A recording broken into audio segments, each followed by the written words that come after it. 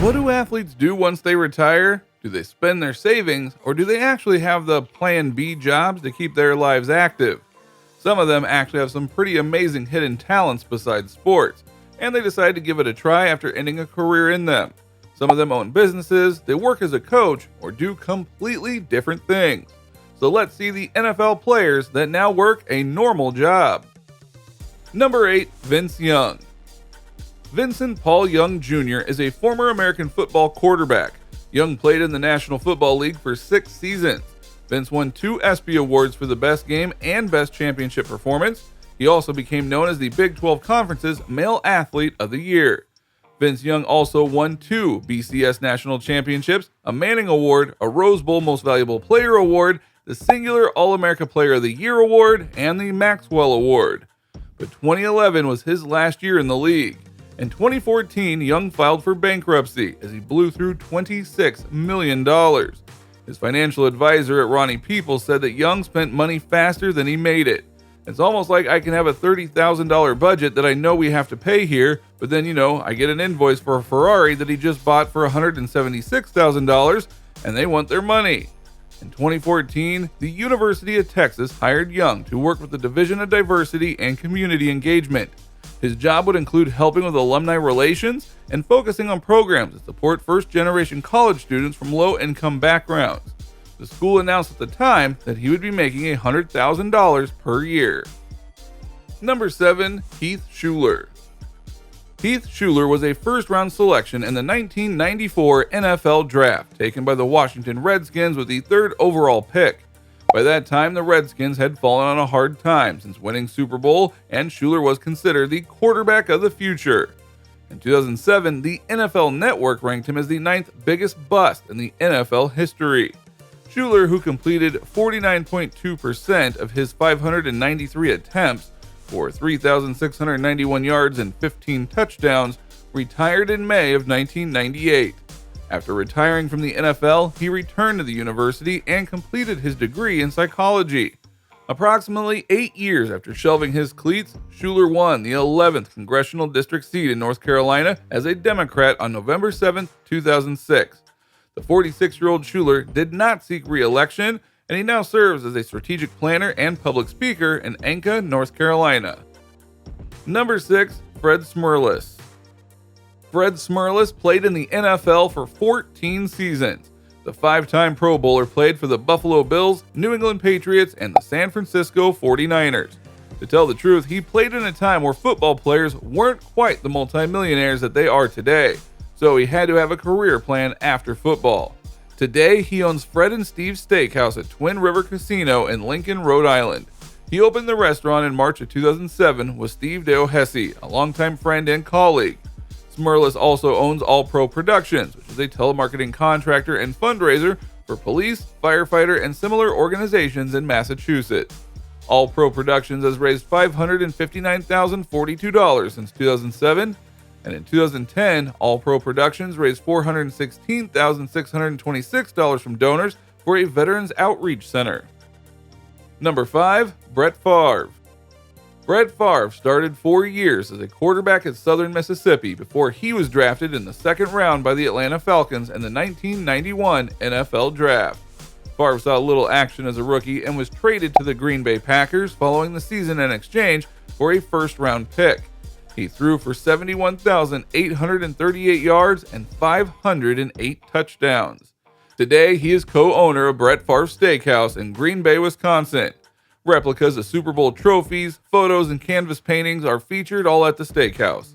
And Brett Favre Steakhouse opened in 1998 on a street named Brett Favre Pass.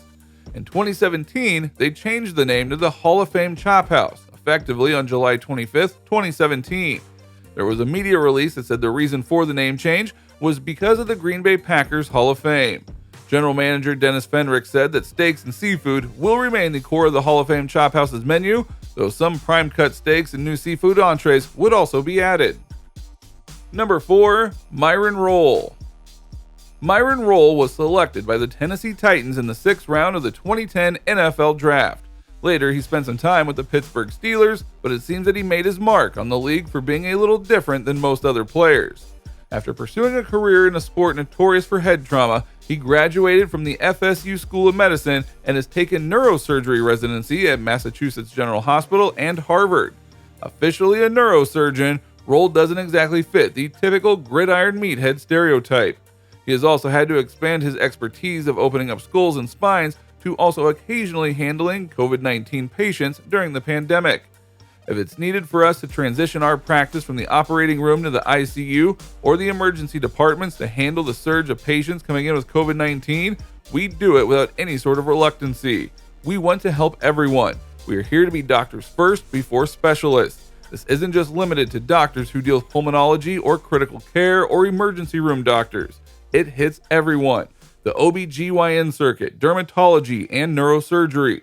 When we were to hit a hotspot, our neurosurgical floors were turned into the COVID-19 floors. We were all recruited to take part in the treatment, he said. He even believes that it was a mistake for the NFL to open outside of a bubble. It would have been a Herculean task, but I think it could have been done if there was a priority on health.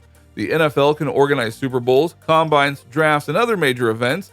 I think it's possible for them to have said, if we're this concerned about this disease, then maybe we should invest in some sort of a bubble, he says. Number 3, Drew Bledsoe. Born in the state of Washington, Bledsoe was introduced to football at a young age. His father was a football coach who hosted a camp which NFL players and high-level coaches helped him run. Drew attended the camp and was able to interact with some of the best football minds in the country.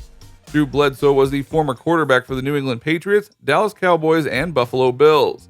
He has done a lot in his post-football career. In his 13-year NFL career, Drew Bledsoe finished with 44,611 yards, 251 touchdowns, and 206 interceptions, posting a 98-95 career record as a starter. After Bledsoe retired from the NFL, he dove headfirst into one of his other passions, wine. He and his family opened up 3 very successful vineyards in his home state of Washington: Bledsoe McDaniels Winery, Doubleback Winery, and Bledsoe Family Winery all fall under the Bledsoe Wine Estates umbrella. On the winery's website it says, Bledsoe Wine Estates is a family of brands in the Pacific Northwest founded by former NFL quarterback Drew Bledsoe and his wife Mara. These high-integrity projects in collaboration with winemaker Josh McDaniels are focused on sustainably crafting the best wines in America. And we're sure you're wondering about his net worth? Well, between his NFL career and thriving wine business, he has an estimated net worth of $48 million. Number 2, Vernon Gholston. When the 2008 NFL Draft rolled around, the New York Jets had Vernon Gholston firmly in their sights. They selected him 6th overall. During Gholston's rookie season, he struggled to make an impact and he only recorded 13 total tackles. His sophomore campaign didn't do much better with 17 total tackles with 2 for a loss, and even a shift back to defensive end couldn't fix things. In March of 2011, the Jets finally decided to cut bait. It goes without saying that Vernon Gholston's football career did not go as planned. After crashing out of the NFL, however, the former New York Jet did find a new line of work. In 2014, Gholston and Jerome Mitchell partnered to open a new wellness, a treatment center in New Jersey. Number 1, Ronnie Lott. And for the last spot on our list, we have Ronnie Lott. Lott was a bruiser who menaced offensive skill players in the NFL for 14 seasons. The 6-foot, 200-pound Lott, drafted by the San Francisco 49ers at a USC with the 8th choice in 1981, made 10 Pro Bowls and 8 first-team All-Pro squads. More importantly, the 2000 Hall of Fame inductee powered a defense that helped the 49ers clinch championship gold on 4 occasions in the 1980s. The 59-year-old Lott now earns paychecks as a spokesman for WearSafe, a subscription-based personal safety service and device. Would you work a normal 9-to-5 job if you were an NFL player? Let us know in the comments down below. Make sure you subscribe to our channel and turn on your post notifications so you never miss a video from us. And if you liked the video, don't forget to give it a thumbs up. See you in the next video, and thanks for watching.